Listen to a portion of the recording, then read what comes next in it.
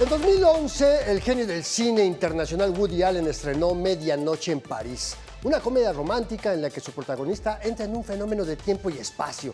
Es un estadounidense que aspira a ser novelista y que vuelve a la capital francesa a vivir ahí, y justo a la medianoche se transporta en el tiempo, a la ciudad luz de los años 20, y convive con los grandes personajes de la cultura, el arte, la política, de la vida nocturna de París. Un filme que le valió inclusive el Oscar a Mejor Guión Original.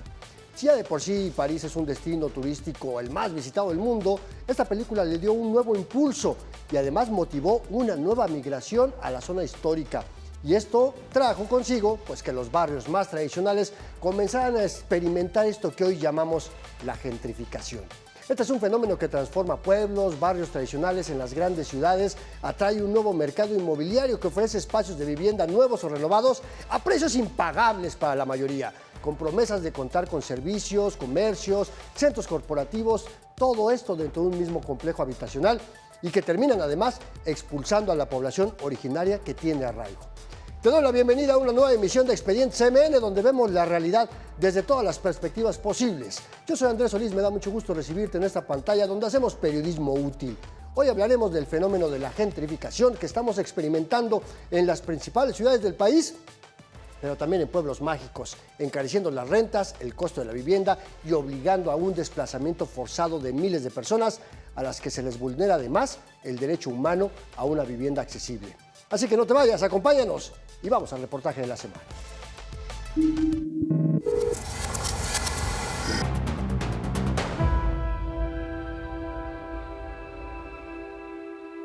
Confieso que soy corresponsable. En diciembre del año 2000, a unos días de convertirse en jefe de gobierno, Andrés Manuel López Obrador emitió el Bando 2 para limitar la construcción de vivienda en 12 de las 16 delegaciones de la Ciudad de México y privilegió los desarrollos inmobiliarios en Benito Juárez, Cuauhtémoc, Miguel Hidalgo y Venustiano Carranza. El argumento era repoblar el centro y evitar edificaciones en áreas naturales protegidas, pueblos y barrios tradicionales. En diciembre de 2007, María Teresa Esquivel y René Flores, investigadores de la Universidad Autónoma Metropolitana Unidad Azcapotzalco, alertaron que el Bando 2 tuvo un impacto contrario porque encareció el valor del suelo y aceleró la expulsión de quienes vivían en colonias tradicionales. La consecuencia es la expulsión de más de 25,000 familias al año a la periferia. Del 2014 al 2024 venimos monitoreando el desplazamiento forzado de más de 4,000 vecinos con arraigo. No estamos viendo al elefante en la sala. O sea, ¿cuál es el problema realmente con la gentrificación? Porque estos procesos son el resultado de una serie de malas decisiones de pronto, ¿no? Y es que no ha habido producción de vivienda formal en los últimos años en el Valle de México. Y este fenómeno se trasladó a otras zonas metropolitanas del país y en pueblos mágicos como Ajijic, Jalisco, San Miguel de Allende, Guanajuato o Valle de Bravo en el Estado de México, donde la población extranjera ha desplazado a la población originaria. Al primer trimestre de 2025, la Sociedad Hipotecaria Federal reportó el encarecimiento en promedio de 8.2% de la vivienda a nivel nacional, lo que impulsa la expulsión poblacional. Y en el caso de la Ciudad de México, en los últimos años, pues no se ha producido mucha vivienda, entonces esto encarece muchísimo la vivienda y la oferta de vivienda que hay hoy y genera que las casas o sea, digamos, grandes casas, pues tengan el interés de vender también, porque es un buen precio, o sea, está caro, ¿no? Entonces, como que esto expulsa a la población, por supuesto. Y se generan ciertas dinámicas de mercado que no tienen intervención de gobierno, entonces, pues el libre mercado puede llegar a ser muy rapaz. Mega Noticias, Andrés Solís. El gobierno de la Ciudad de México ya dio un primer paso para contener este fenómeno de la gentrificación, pero es un fenómeno que afecta a otras grandes metrópolis como Guadalajara y Monterrey, solo por poner los ejemplos más destacados.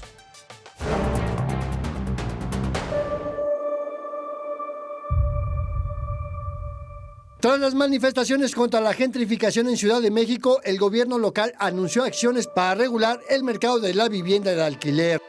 Queremos que en estas reformas normativas y legislativas puedan definirse con mucha claridad y también con ello definir el índice de precios de alquiler. El bando número 1 establece 14 medidas que buscan promover la construcción de vivienda económica, imponer topes a las rentas, regular los esquemas de renta temporal a través de aplicaciones y crear una defensoría de los derechos inmobiliarios. La idea es imponer candados al mercado inmobiliario que ha incrementado la vivienda de alquiler de forma descontrolada.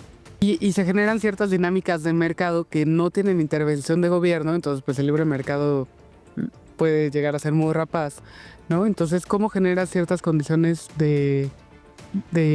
con política pública, que es lo que ha hecho falta, para evitar esta gentrificación? Un departamento en la calle de Hamburgo.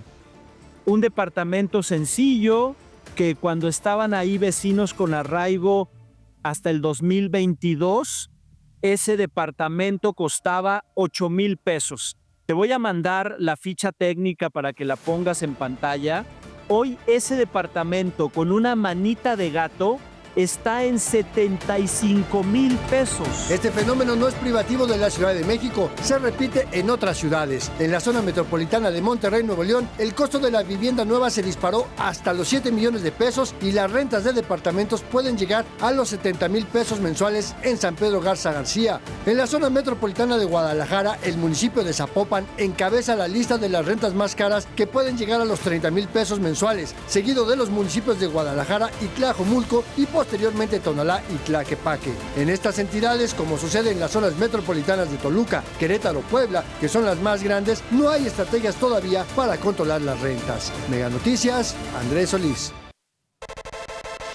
Y bueno, puede haber buenas ideas, pero muy pocas acciones. Y el tiempo corre porque además México va a ser sede del torneo de fútbol más importante del mundo y esto va a generar presiones también a este mercado de las rentas temporales que se hacen por aplicación, al menos en las ciudades precisamente donde va a haber partidos como la CDMX, Guadalajara y Monterrey.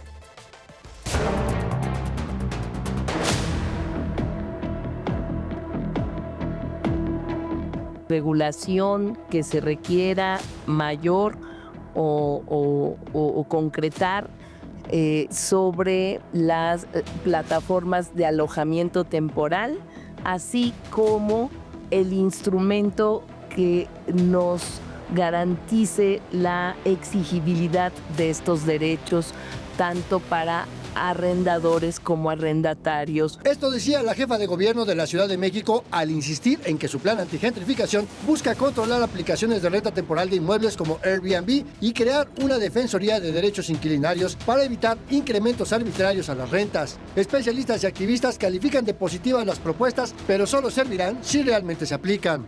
Si no tienes personal, si no tienes una oficina, si no tienes mecanismos de control y normatividad que te apoye y que te avale, queda en algo que suena muy bien, pero que no va a tener ni pies ni cabeza. Y menos confianza habrá en estos controles si no operan antes del inicio del Campeonato Mundial de Fútbol, donde las ciudades de México, Guadalajara y Monterrey serán sedes y por tanto recibirán a miles de turistas. El pasado 4 de abril se publicó en la Gaceta Oficial de la Ciudad de México una reforma a la Ley de Turismo que incluye regular plataformas como Airbnb, que incluye contar con un registro de propiedades disponibles para la renta temporal. Sin embargo, la Secretaría de Turismo capitalina no ha cumplido con crear, administrar y operar el padrón de anfitriones y el padrón de plataformas tecnológicas que ordena esta ley, por lo que varias organizaciones vecinales presentaron un amparo porque este incumplimiento solo encarecerá el mercado de rentas. Para que tengamos datos y poder medir adecuadamente cuántas personas están interesadas en estas rentas de corta estancia, cuántas plataformas hay operando en la Ciudad de México,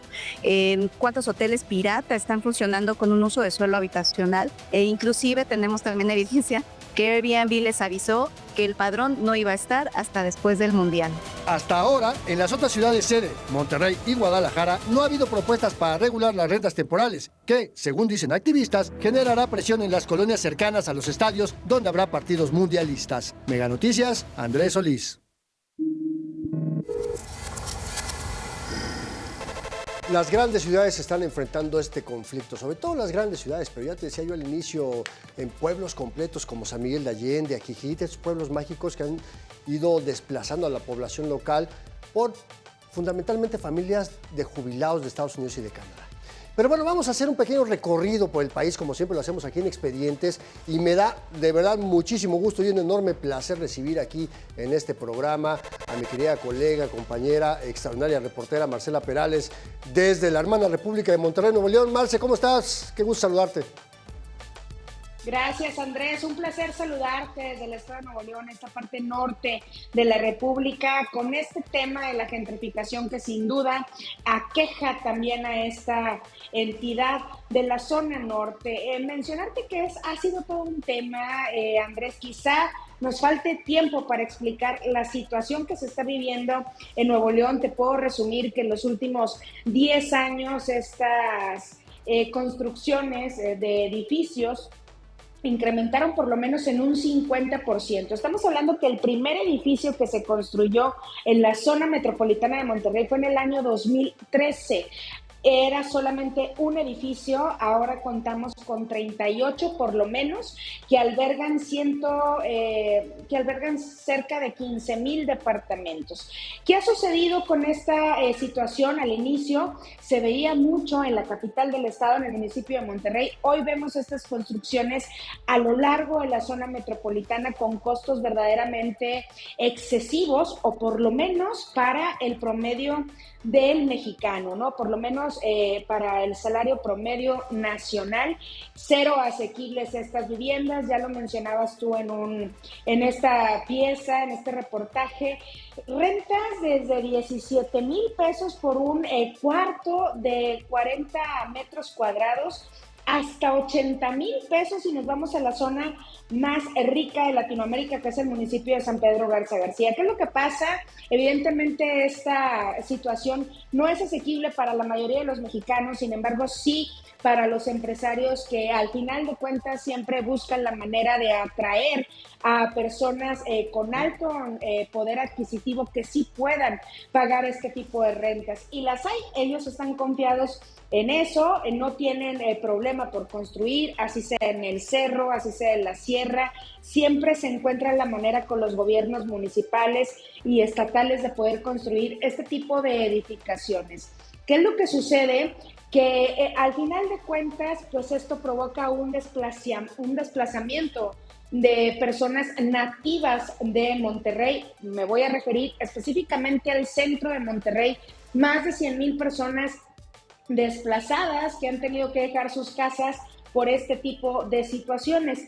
Este perímetro de 100,000 personas, a lo mejor la mitad de casas en el municipio de Monterrey, que pasan de ser casas antiguas a destruirlas por completo e iniciar la construcción de estos departamentos, de estos edificios multiusos. Otra consecuencia que comenzamos a ver es que la realidad de las cosas es que las autoridades no tienen la capacidad para sostener por lo menos 15,000 departamentos. ¿A qué me refiero con esto? A los servicios públicos, principalmente el agua, Andrés. La gentrificación se hace, avanza, pero no así el sistema de servicios de agua y drenaje de Monterrey. Al final de cuentas, estos edificios multiusos en algún momento van a colapsar, al menos así lo han dicho especialistas, así lo han dicho investigaciones del Instituto de Investigaciones Sociales de la Universidad Autónoma de Nuevo León. No es factible la construcción masiva de estos edificios y, por supuesto, tampoco asequible para las personas. Ahora, otra situación en este momento es prácticamente imposible en Monterrey, por lo menos para la mayoría, adquirir una vivienda. Estamos hablando que la más barata cuesta 4 millones de pesos y la más cara hasta 30 millones de pesos. Esto no da, por supuesto, la rentabilidad. Es por eso que existe también el fenómeno de los jóvenes que empiezan a salir de sus casas para independizarse, pero evidentemente no para comprar una vivienda, sino para rentarla.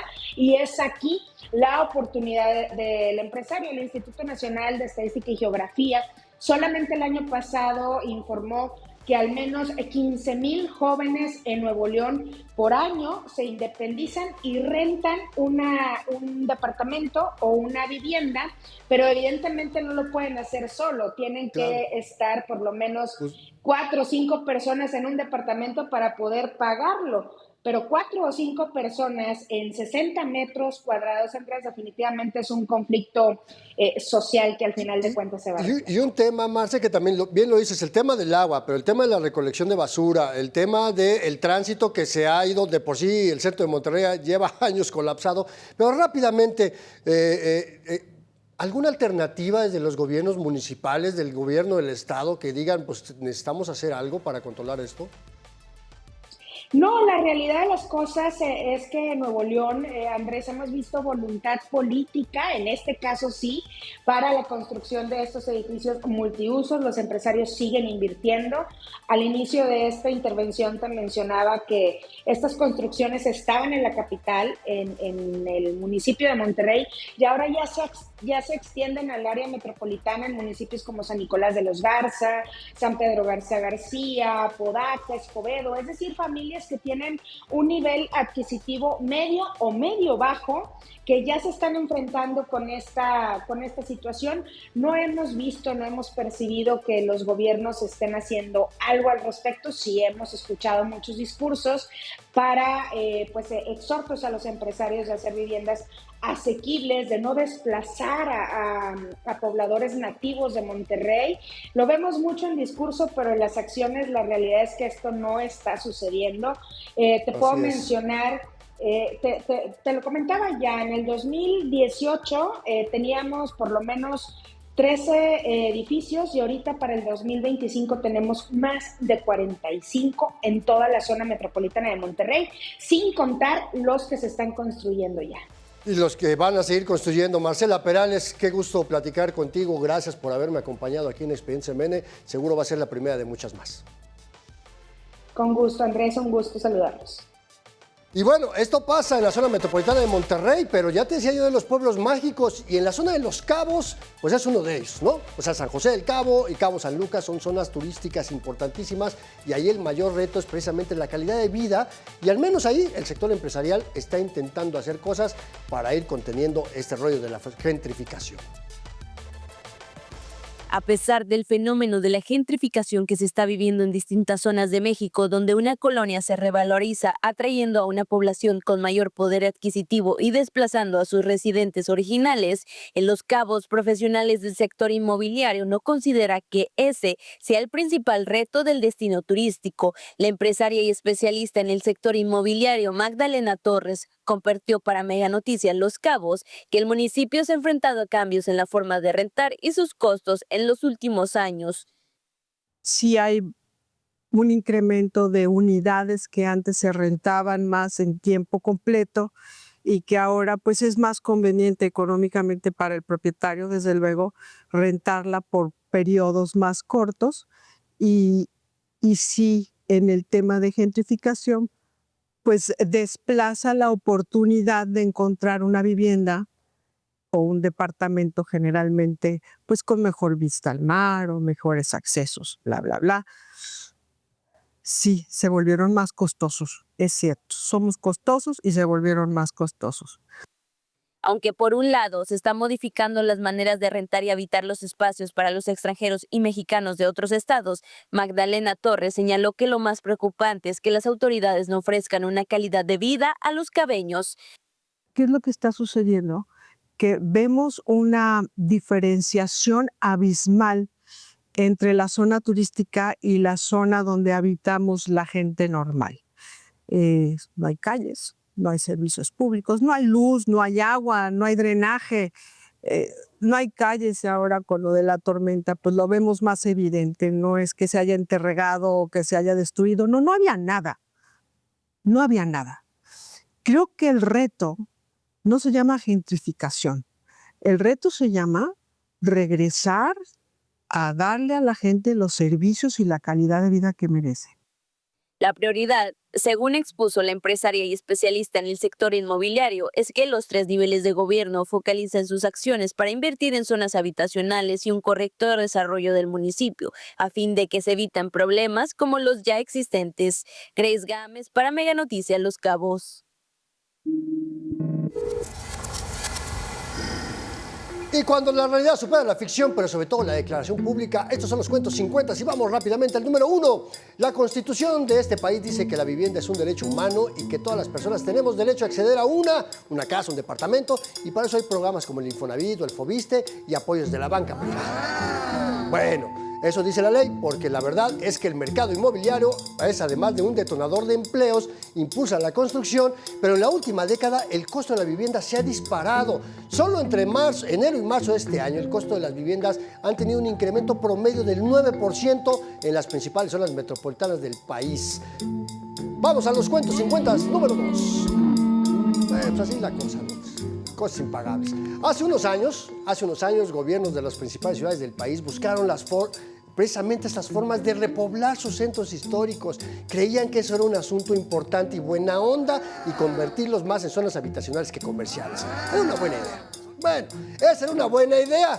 Querían atraer turismo, pero la verdad es que esta buena idea precisamente fue lo que le abrió la puerta a esto que llamamos gentrificación. Y ahora tenemos espacios de vivienda impagables. En la Ciudad de México, de veras, te venden un departamento de 28 metros cuadrados en 3 millones de pesos. 28 metros cuadrados. Y la renta, ya lo viste, en Guadalajara de 10 a 30 mil varos mensuales. En Monterrey hasta 70 mil. Y en la Ciudad de México hay colonias que te ponen la renta en dólares.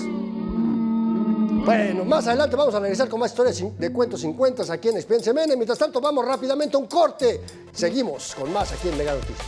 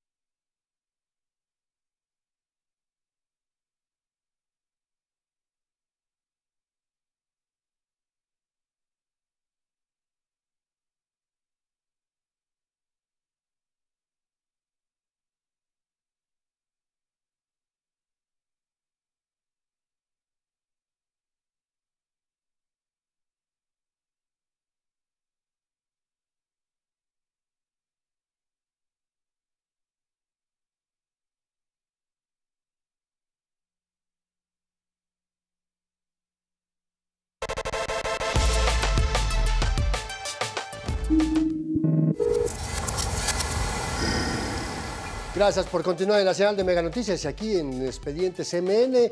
Estamos hablando de este tema de la gentrificación y de acuerdo con especialistas del Colegio de México, se puede explicar desde 3 diferentes fases. Primero, el origen, que tras el crecimiento de una ciudad, el desarrollo de algunas colonias pues se vuelve inevitable. El segundo paso es el abandono. Pasa después de una catástrofe como un terremoto, una inundación, un deslave. Los barrios y las colonias afectadas sufren el abandono debido a las fallas estructurales que quedan y la falta de atención institucional. Y el tercer tema es la revalorización, es decir, cuando el sector de la construcción e inmobiliario, arquitectos urbanistas, ven un potencial y hacen el tema de la inversión. El valor no se nota hasta unos años después, cuando se modifica el entorno de estas colonias, embelleciéndolas, rehabilitándolas, construyendo nuevas áreas verdes, comerciales, etcétera, etcétera. Y esta fase es el principal motor de esto, de la gentrificación, de acuerdo con los especialistas del Colmex. Vamos con más.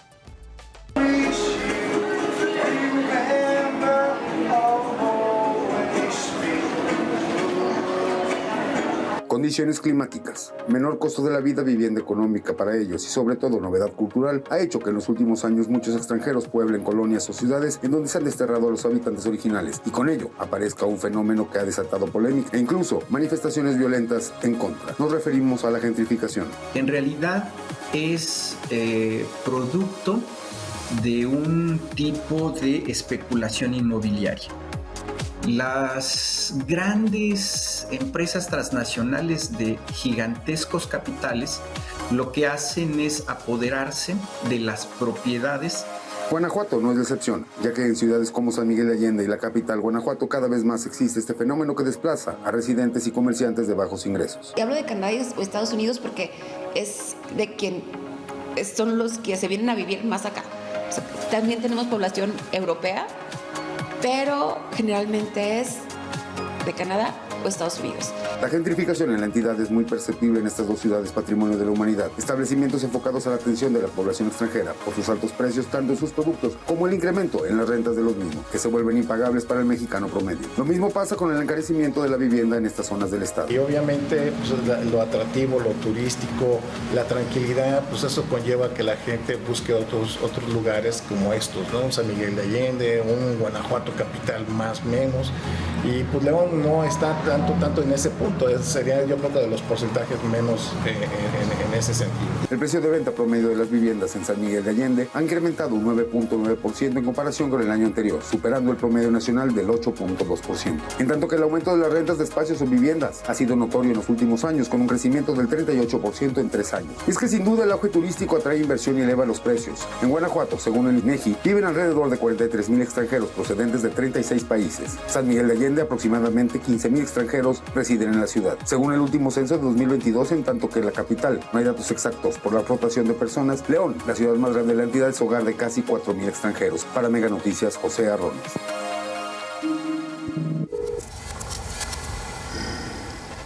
Y me da mucho gusto recibir aquí en el foro de Expediente CMN a Ricardo Velázquez Leyer, académico del Departamento de Ciencias Sociales y Políticas de la Universidad Iberoamericana, Campus Ciudad de México. Ricardo, bienvenido a Expedientes aquí a Mega Noticias. Muchas gracias por el tiempo. Gracias por y bueno, ya viste un poquito de lo que estamos hablando, de este fenómeno de la gentrificación, donde la vivienda más que un derecho se vuelve un negocio.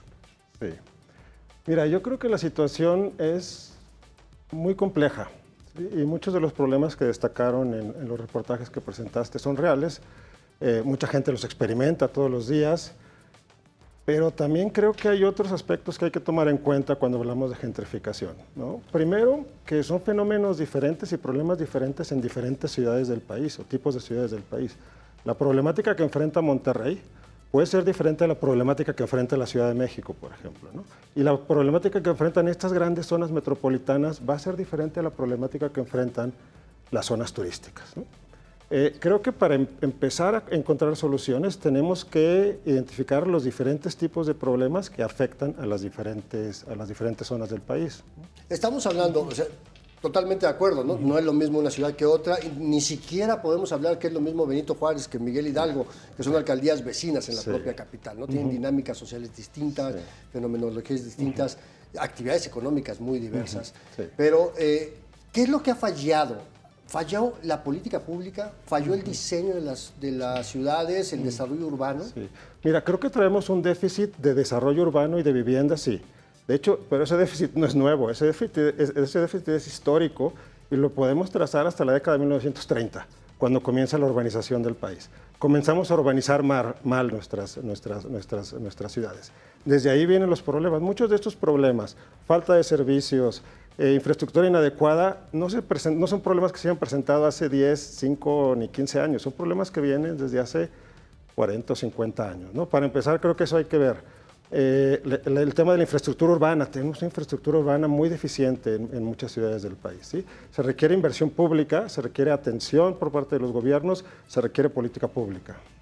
Además, hablamos de este tema de la gentrificación, Ricardo, y lo vemos un poco desde el punto de vista solo de la vivienda. Pero la vivienda es parte, digamos, como que el detonador de todo este fenómeno, porque entonces hablamos de servicios públicos, ¿no? Como platicamos hace rato con mi compañera Marcela, de agua, del servicio de recolección, de tránsito, de cajones de estacionamiento, ¿no? Y entonces vemos que el fenómeno, como bien dices, es muchísimo más complejo que simplemente buscar dónde construir vivienda. Sí, totalmente de acuerdo. El costo de la vivienda, la elevación del costo de la vivienda es solo una parte del problema. Quizás es la parte más visible porque es la que afecta más directamente a muchas personas, ¿no? Pero hay muchos otros problemas asociados a esto que estamos llamando hoy gentrificación, ¿no? Que básicamente hoy le llamamos gentrificación, es una urbanización deficiente. Esa podría ser otra forma de llamarlo. Claro, y me gusta mucho ese concepto, porque mira, yo viví en Aguascalientes hace ya algunos años y me parece que Aguascalientes hacia finales de los 80, los 90, era la ciudad mejor diseñada,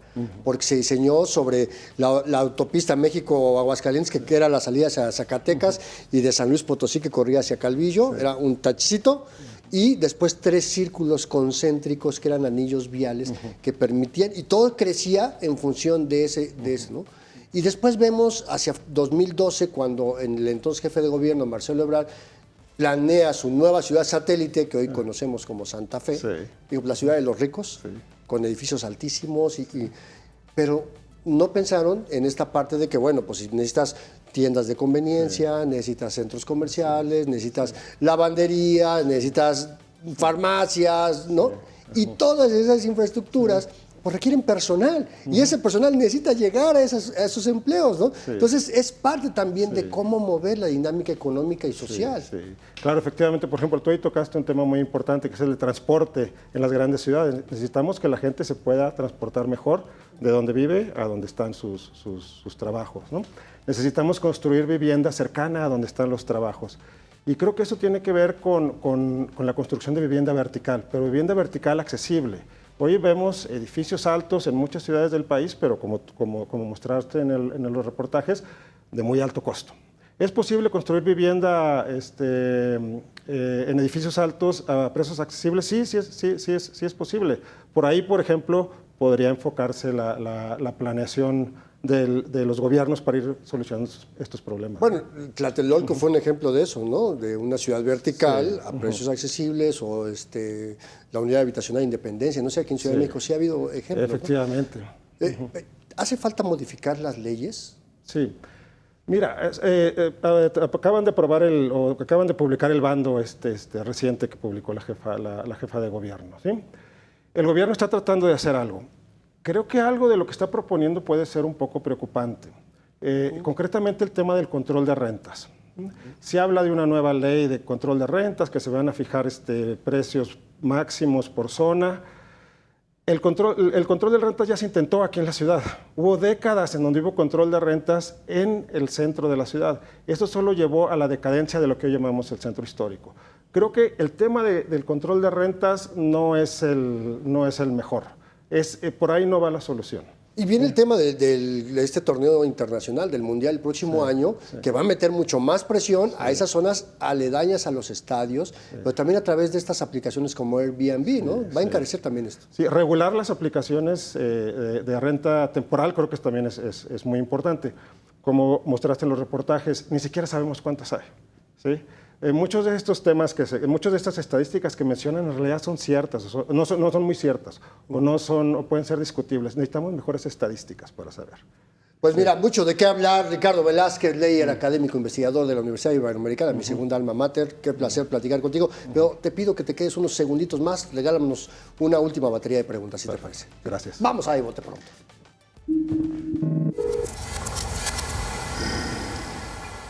La dinámica de Bote Pronto, Ricardo, es muy sencilla. Yo te voy a plantear una idea, un concepto, para que tú me lo puedas resumir en una sola palabra. O dos tal vez, ¿no? Es como jugar al diccionario invertido, ¿te parece? Sí. Bueno, vamos a jugar. Vamos a la pregunta número 1. ¿Cómo defines este desarrollo urbano en México? Deficiente. Deficiente. Muy bien. Pregunta número 2. ¿Cómo llamamos al descontrol en el mercado inmobiliario? Voy a usar dos. Consecuencia de la desregulación. Perdón, Consecuencia de la desregulación. Vamos a la número 3. Acción de comprar una vivienda vieja, grande, pagando muy poco, para convertirla en un complejo habitacional, vendiendo muy caro. Mira, económicamente es una opción racional. Muy bien, me gusta eso. Y vamos a la número 4. Política pública de dejar para después esto de la regulación de los servicios de arrendamiento por aplicación. Mejores estadísticas. Mejores estadísticas, mejor dicho, no se puede decir. Ricardo, muchísimas gracias por platicar con la audiencia de Mega Noticias, en particular con el auditorio de Expedientes. Espero poderte ver en otra ocasión más adelante. Muchas gracias, Andrés. Hombre, gracias a ti. Bienvenido siempre, esta será tu casa. Y nosotros vamos a continuar con más. Vamos rápidamente a un corte. No se despeguen de esta pantalla. Seguimos aquí en Expedientes MN.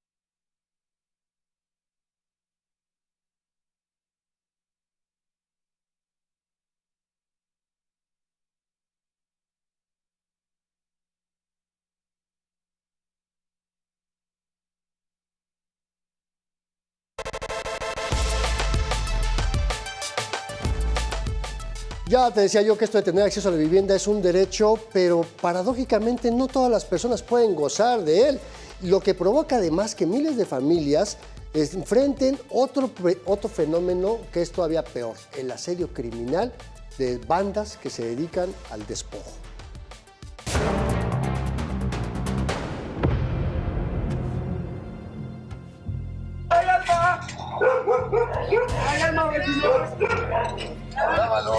Grábalo, trae la pistola, súbelo en vivo. Aquí está, mire. A la página.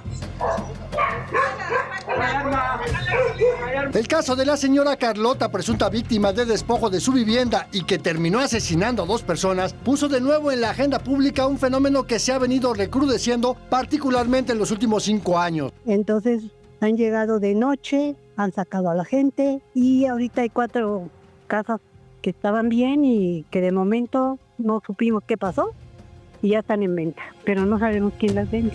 El Código Penal Federal y los códigos penales de los estados y la Ciudad de México reconocen el delito de despojo como aquel en el que una o varias personas toman posesión de un bien inmueble, casa, departamento, terreno o bodega sin ser los legítimos dueños y a veces lo hacen de manera violenta. Pero el despojo realmente es un delito. ¿Por qué?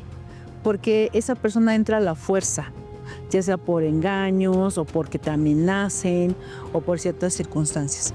te despojan de tu bien inmueble, que es lo que ha estado sucediendo en estos últimos 5 años. Y son personas adultas mayores las que se convierten en las principales víctimas por sus condiciones de vulnerabilidad. Son personas generalmente que tienen más o menos el tiempo que yo tengo, que la mayoría de las personas vivimos aquí, más de 50 años. Se están aprovechando de personas adultas mayores que en su condición de vulnerabilidad, que pues no tienen acompañamiento jurídico, no tienen familiares cercanos o no tienen una red de apoyo, pues les hacen firmar documentos que dan la apariencia de un traslado de propiedad legítimo. Otro modus operandi de los criminales invasores es ofrecer préstamos y en garantía piden las escrituras para luego hacerse de la propiedad. Pues precisamente, ¿qué te piden para un préstamo? Tus escrituras. Mucha gente cae en esa situación. Si te prestan 50,000 pesos, ¿das tus escrituras por esa cantidad? Pues no. Pero como le comento, son personas ya mayores, son personas que a veces no tienen quien las oriente. Mega Noticias, Andrés Solís.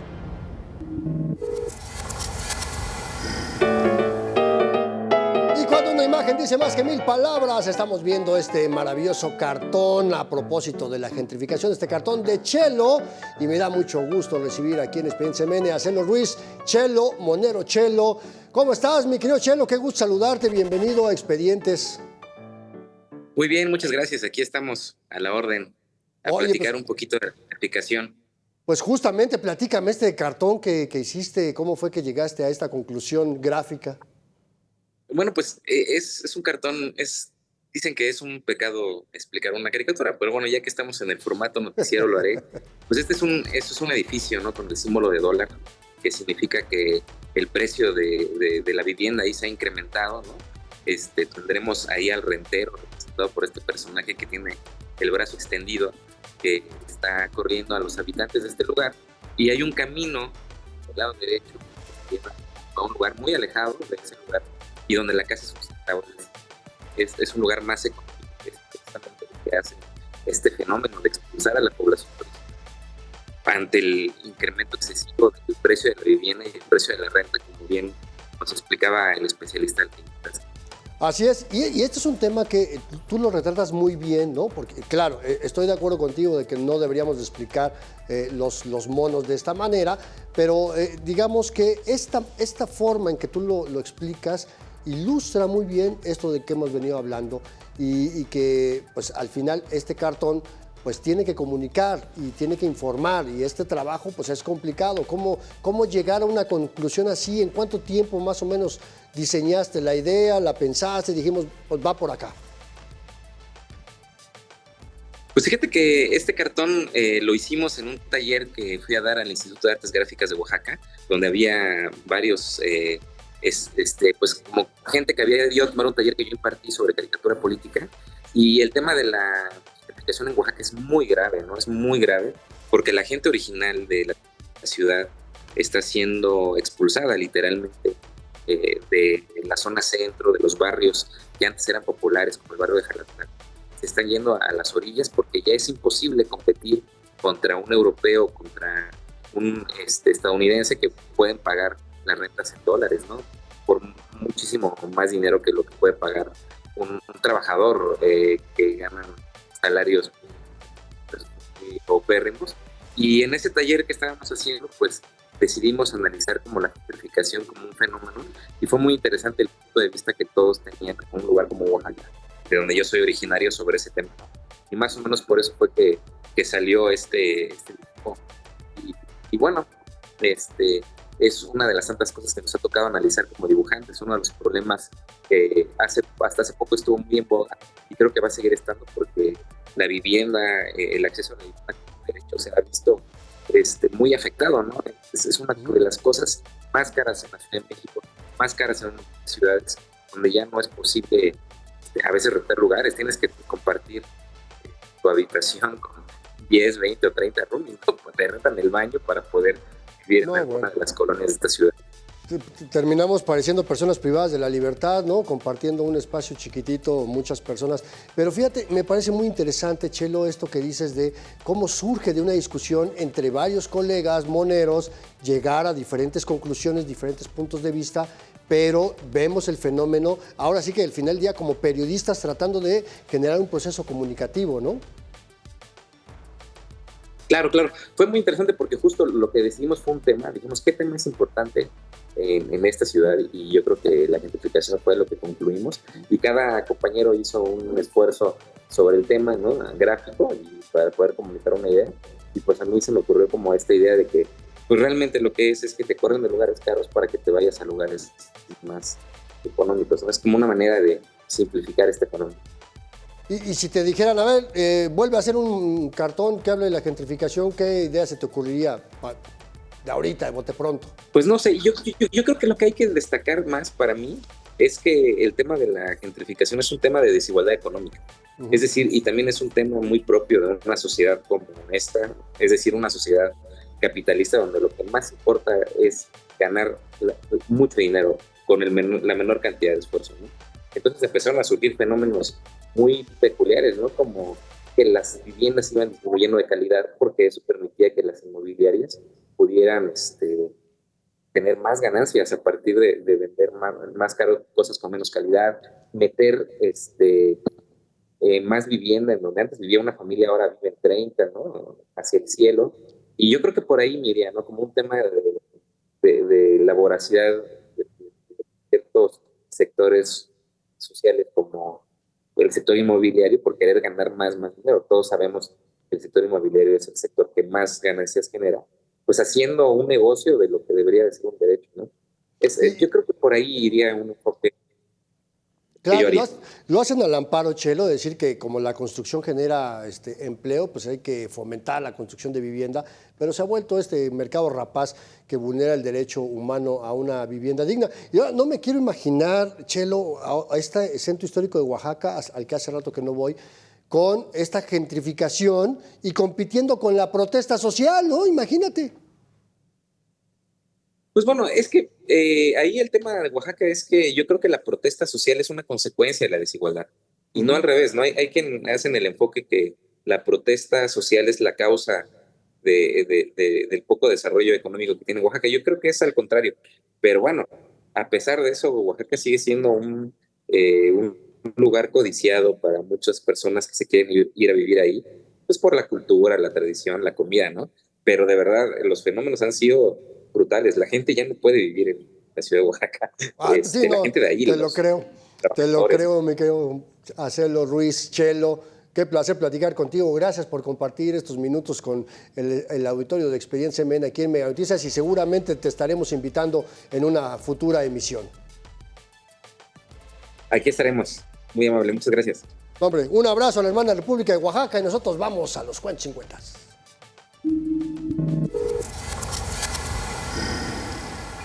Y cuando la realidad supera la ficción, pero sobre todo el choro político, estos son los cuentos 50 y vámonos al número 3. Ya te decía yo que esto del acceso a la vivienda es un derecho que el Estado debería de garantizar y que no es lo mismo que regalar, No, y es que es importante aclarar que no es regalar vivienda, porque a mediados de 2025 el director general del Infonavit, Octavio Romero de Oropeza, dijo que iban a abrir esquemas de financiamiento para quienes ya estuvieran en una casa o departamento y que no fuera de su propiedad, la pudieran pagar.